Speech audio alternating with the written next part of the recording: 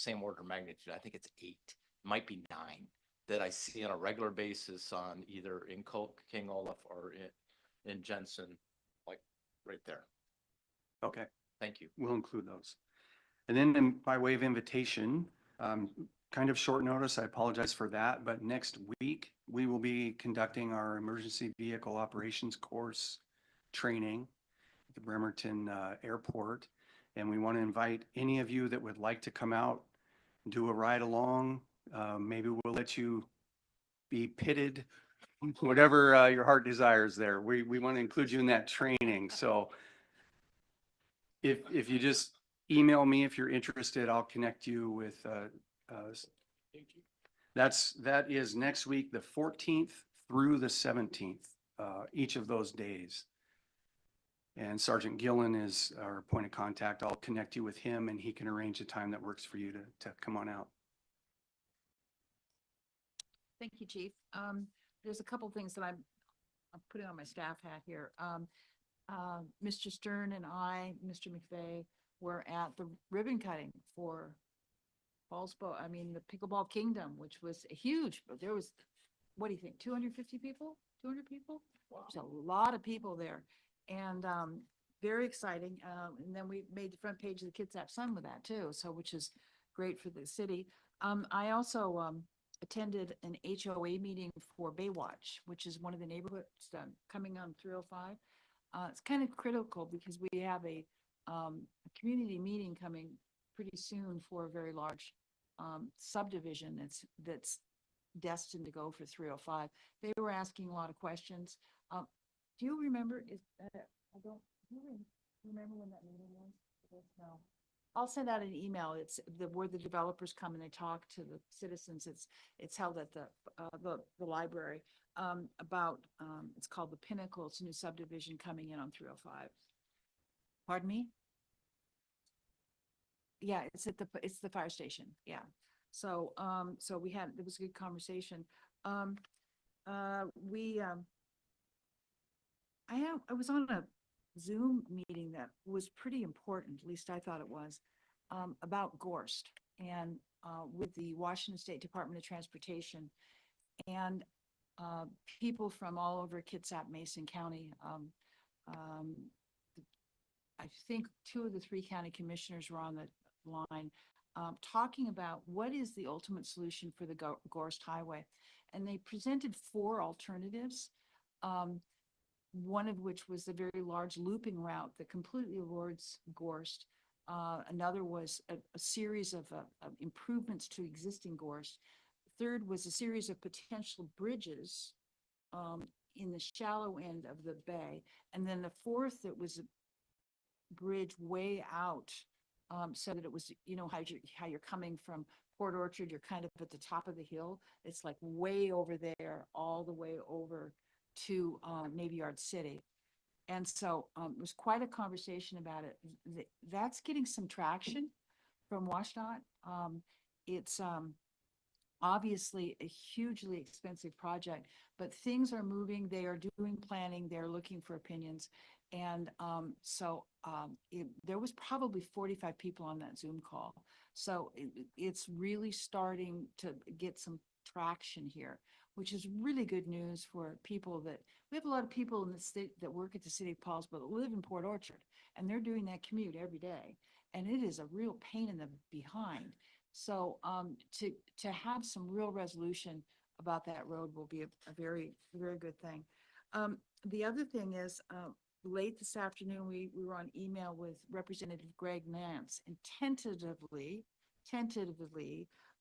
the afternoon of May 4th, Sunday afternoon of May 4th at 2 p.m., where he's going to have a town hall here at City Council. So that's a tentative. We still have to firm it up, but I just wanted you guys get it on your calendar. And if things change, I'll let people know. But I just wanted to make sure you were aware of all that. So any other staff comments? Okay. All right. The next is questions and concerns of the City Council. Go ahead, Britt. Chief Harding distracted me with that exciting invitation, so I forgot to ask during his comments how things went over last weekend with peaceful demonstration. I know that the organizers of that event did not expect the volume of people that were there. So I just wanted to hear from your perspective how everything went. It went really well. We had pretty steady updates throughout the day, estimates of about 1,000 people. And the anecdotal reports I received, again, Sergeant Gillen was there with our crew. He said that he received dozens of thank yous for being down on the parkway. So the crowd was, they were able to express their opinion. They were able to do that freely, and they were appreciative of our presence as well. So it's as good as it can go. I believe there's another event on April 19th. So I just want to put it out there so that people know not to be surprised. Great. One point of interest for that, First Amendment organizations or rallies do not require going through the permitting process. So we clarified that with one of the organizers. I think going forward, they probably understand that now. Okay, Mr. Eckert. Go ahead. So I wanted to give everybody a warning. When we come back to discuss rollover funds, mid-year funds, basically the next budget cycle, I am going to be a hard push on, we need a code enforcement officer. There have been multiple examples that I have seen just in the last 2 weeks of why this is becoming an issue. The only issue that I saw on Saturday with that gathering downtown was that someone showed up before 9 o'clock. So the event wasn't until noon.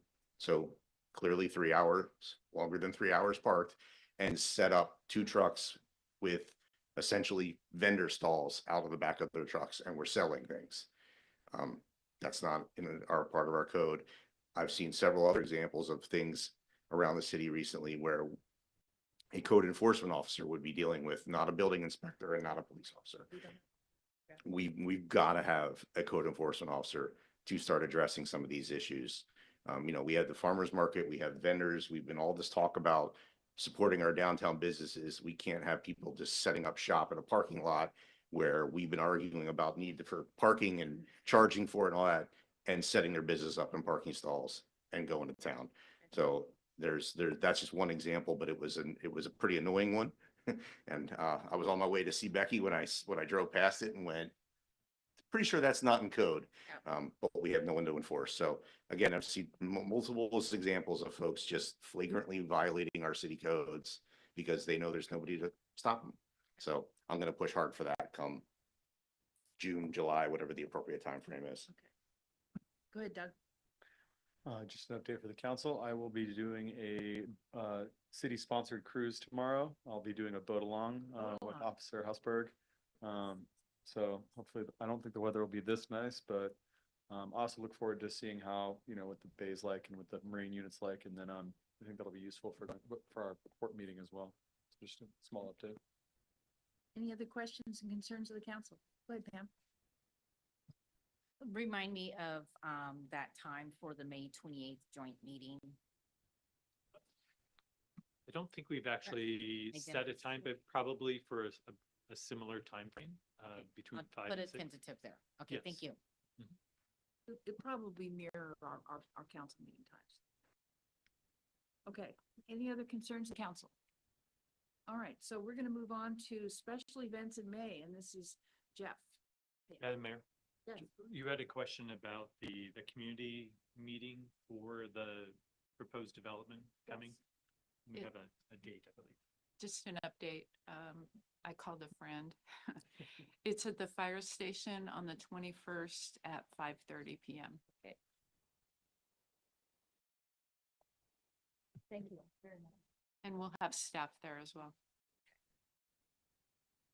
Okay, so, special events. Come on up.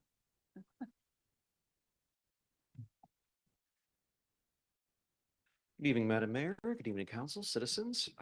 First, before we kick off special events, we do have someone to introduce today. So this is Shelby Glasgow. She is our office clerk. She's been with us since last May, And she's excited to meet you because she is stepping in for the next 5 months while Special Event Coordinator Lynn Hino's out on maternity leave. So Shelby will be taking on the special event duties, working with Office Manager Pat Hightower and myself to just review those. So I'd like to just start with if she can just do a couple minutes and just introduce herself to council, if that's appropriate. And you have the mic right. And we don't bite. We're cool. Okay, all right, go ahead. Yeah, well, he might. You might, okay, well, I'm gonna scoot this way. Hi, everyone. I've been at Parks, like you said, since, last May, end of May, after 31 years in retail. My girls spent years at preschool at Parks and Rec, so it's always been one of our favorite places. We've done the Spooktacular for years, and, my oldest daughter now works teaching gymnastics, and my youngest daughter volunteers however she can get the hours. I'm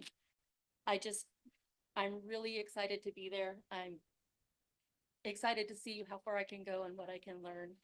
And thank you guys for welcoming me in tonight. And Shelby has done a phenomenal job. It's like she's always been here, so it's fantastic. So let's kick off special events. So we have a number of special events coming up in May. The first special event is the Poulsbo Garden Club, and that's their annual plant sale that's going to be held at Robb Park. That is Saturday, May 3rd from 7 to 4 p.m. They set up the day before, though, so they set up on Friday. You may recall that we do have a playground project up there, that the pavilion and the playground are currently fenced off with a construction fence because it was just hydro-seeded about a week or so ago. Working with our partners in our engineering team and talking to Public Works, the way that we're going to be managing the plant sale, because it's just a little 1 week before the opening, the fence will stay up.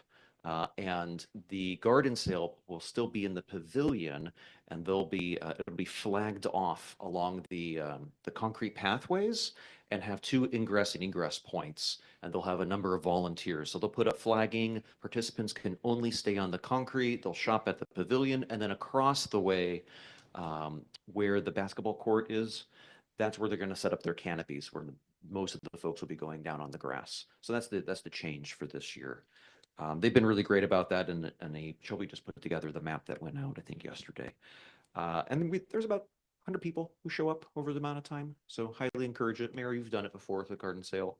And the Gardens Club also is a longtime grant supporter of the city with supplying our pollinator program and a couple others.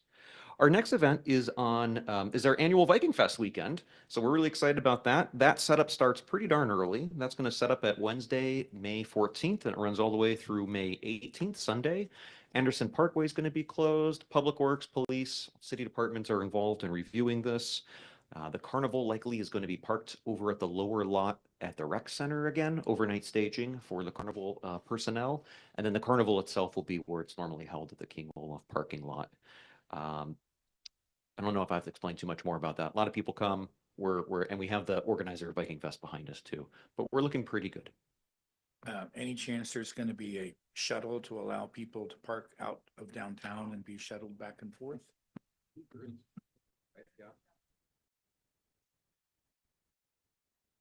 Okay, great. Okay, so for those who didn't hear, there is a shuttle again. It is going from the high school, and it's dropping off right in front of the Chamber of Commerce like it did last year. Were we going to walk at the front and invite some of our neighboring jurisdiction electeds to join us again this year? I thought that went really well last year, is that, anybody that wants to come can walk from the council. I will be walking. You can walk with me. I'm going to invite Mayor Wheeler, Mayor Patonsu, and the mayors from Bainbridge Island. So if you all want to come and walk in the parade, come along.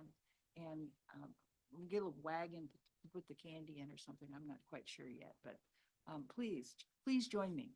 Please come walk in the parade. So I haven't gotten to the county commissioners, but I will reach out to them. Yeah. Will do. And then next up is the Viking Fest Road Race. Third event is the Viking Fest Road Race. It'll be held Saturday, May 17th from 9 a.m. to 12 p.m. with packet pickup happening from 7 to 8:30 a.m. at Lions Park. This is the 47th year of the road race, and we're expecting 900 participants, and there will be 60 volunteers. Locations will be Lions Park, Front Street, and Lamolo Shore. It's a great photo finish when they come through downtown on that one. The fourth event that's coming up is also Viking Tour. So that's with Poulsbo Rotary. They came here earlier, got permission to run the beer garden at Waterfront Park. That's Saturday, May 24th. That setup starts at 6 a.m., goes through 7 p.m. The Brew Fest, so if you're not a cycler, you just want to come down and have a beer on the water, that is from 11 a.m. to 6 p.m. The cyclists start biking right around 7. And because parking is a consideration, they're using about half of Anderson Parkway just in the morning to stage. And then that's reopened up, except for the stalls that are right against Waterfront Park, right where the fence line is. That's where they have them. So it's just a temporary, well, they'll be using that. That's about 500 cyclists, and they have about 100 spectators and about 50 volunteers. The last event that's coming up, and it's not here, oh, I'm sorry. The next event that is coming up is going to be the VFW Memorial Day with VFW Post 2463. That's on Monday, May 26th. I don't think we have the full application, but it's being worked on. And that is one that we look forward to. And there's about 200 people on that. I will make sure you get the, whatever you're missing. Happy to support. I'm not overly worried. Just want to make sure council has it on the radar for May 26th, and that's down at Waterfront Park and the Pavilion as well. And then there should be a preceding event at American Legion Park by the American Legion. Great, thank you so much. We start at American Legion and then we head down to the waterfront. And that's an annual event. Yeah. Any questions? Thank you, Tis- council. Tis the season, busy, busy, busy. Yeah. I do have one Go question. ahead. 2-3 weeks ago, we advised staff to not approve any more new events for Waterfront Park because of feeling of some overuse of the park and the grass and the plantings and other facilities not having enough time to recuperate, regenerate between events. And I think my understanding, staff is going to consider this and come back to council with the recommendation. If you could just clarify if I'm correct and when that might come back to our agenda. Thank you, Councilmember McVeigh. Yes, you are correct. For everyone who's listening, staff are working on a turf management plan. It's going to take a little bit of time. Parks meets with Public Works tomorrow morning. This is one of the ongoing topics to develop that plan. In addition, where we know how many events we run. We have the market analysis of how other jurisdictions do theirs too. And it's taking this information and coming back to council with that data, as well as likely some recommendations too. And that, I can't give you a timeline. I don't think it's going to be in the next month or two with how busy things are with events, but we're hoping, and I'm speaking for myself without consulting Public Works on this, likely we would have preliminary discussions by end of summer, early fall, but it should be all set and squared away before December. And we want to make sure we're not surprising anybody at the last second, so people can plan for 2026. And just for the record, in the future, speaking for myself, I would be very happy to consider this Moonlit Market proposal or other proposals, particularly those that encourage more nightlife downtown after 7 o'clock at night. I think that's something this council has talked about numerous times in the past. So I just want to kind of put a mention in for that when we do get to the right point of being able to consider new applications for Waterfront Park, having some additional events down there that help extend kind of the entertainment period, especially in the summertime downtown, I think would be really welcome by our citizens. Thank you. And Go ahead. so just for clarity, as part of the recommendations, there will be updated fee structures so that we can cover our costs to enable these. The $100 was quaint 20 years ago, but might not be covering our costs anymore. So correct, Correct. That's part of the recommendations. Okay. It's going to be a pretty big recommendation packet coming back to council, so you can see it all at once. You know how profits, nonprofit, local, non-local, fee structure, use, if there's seasons like the wet season when we should have less events because of compaction to soils, and if we want to maintain that park at a high level, and we continue with allowing this many events, which is a substantial amount of events, do we have to increase staff resources to maintain the park to that level, or should we start moving some events to different locations? So you will have all of that. Mr. Eckert? Yeah, and I just want to, 2 points, I want to highlight kind of what Gary mentioned. We've talked about putting this hold in place from loving the park to death for months. This is, I don't want to say well into last year when it was first brought up. So just so people understand that was not a spur of the moment. We've been discussing this for some time, that we needed to take action because of the concern for the condition of the park. And then I just wanted to share with the rest of the council. So I think it was like 2 weeks ago, Jeff and I were fighting over the desk upstairs, our common use desk, because we got there at the same time. I was doing accounts receivable. He wanted to sit down. And we ended up starting talking about this. And I think one of the things that we should be ready for in the way they're approaching this is we could be looking at a serious discussion of, reseeding, things like, replacing what's down there, because when this was built, decades ago, it was never conceived for this kind of usage, and it's just grass, and we might, what they could come back with might be that this needs to be more like a golf course, like something where it's high traffic, hardy surfaces, still real grass, but I think we need to prepare ourselves a little bit that this could be a more extensive reseed, resurface project type from a professional that knows grass better than we do, than what we kind of talked about, because we've turned it into something that the original builders, I think, ever conceived of. Any other comments? Okay, 2 thumbs up. Let the parties begin. There we go. Thank you, Council. Thank you, Mayor. Thank you. Okay, now we're on to continued questions and concerns of the council. Any continued questions and concerns? I'm not seeing any future agenda items. Rhiannon? This is for the council if they have anything they'd like to add to the list.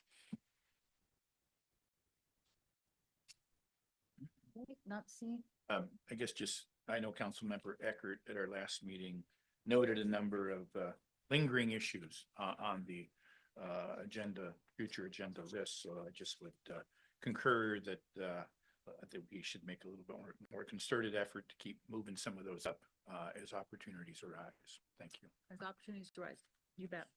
Okay. Not seeing anything, so we're going to move on to continued comments from citizens. Comment, if you step to the podium, you have 3 minutes. State your name for the record, please.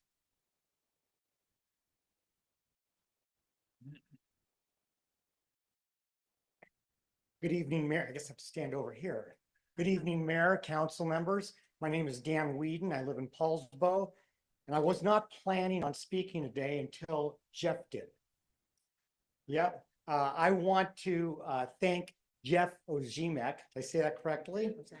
And Paulsbo Parks and Rec. I was tasked this week with drop off and pickup at the Paulsbo Parks and Rec for gymnastics. So when you brought that up, my 2 granddaughters, ages 7 and 6, attended, had a great time, told me exuberantly what a great time they had, and when pressed, already told me that apparently there's one coming in summer. Is that correct? We have camps all the time. Yeah, and that she wants to go. So I just want to thank Jeff, Chris Goodfellow, my friend Chris, and all of Paulsbo Parks and Rec for putting together such wonderful programs for our youth. Okay, any more comments? Okay, Marianne, go ahead.